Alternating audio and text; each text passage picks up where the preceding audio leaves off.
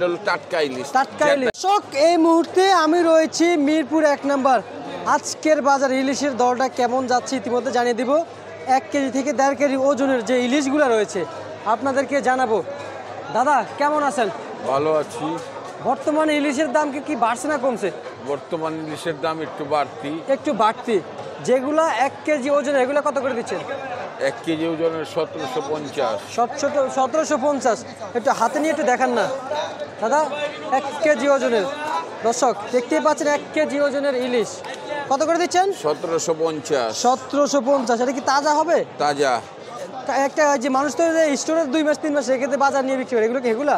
না, এগুলো পলস্টা। এটা হলো টাটকা ইলিশ। টাটকা ইলিশ। কোন জায়গার ইলিশ?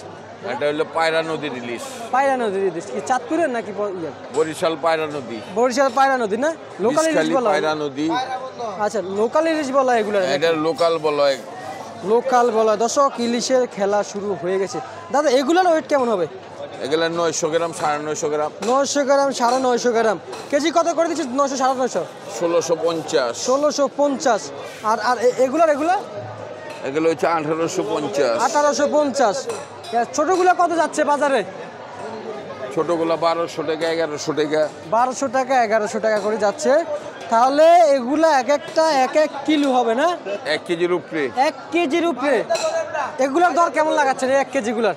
1 কেজিগুলো 1750। 1 কেজি 50 গ্রাম, 100 গ্রাম। 1750। পাল্লা কি আজকে ঠিক আছে? হ্যাঁ, পাল্লা ঠিক আছে না? সব ঠিক। আচ্ছা, তার কোনো নাই তো? অনেকে আছে যে নিচ দিয়ে রেখে দেয়, মানুষের ঠকায়। এটা অনেকে করে আর কি, দেখলাম আর কি মাছের ব্যবসায়ীদের। হ্যাঁ, অনেকে করে। এটা তো মাছ বাজারে চলে না।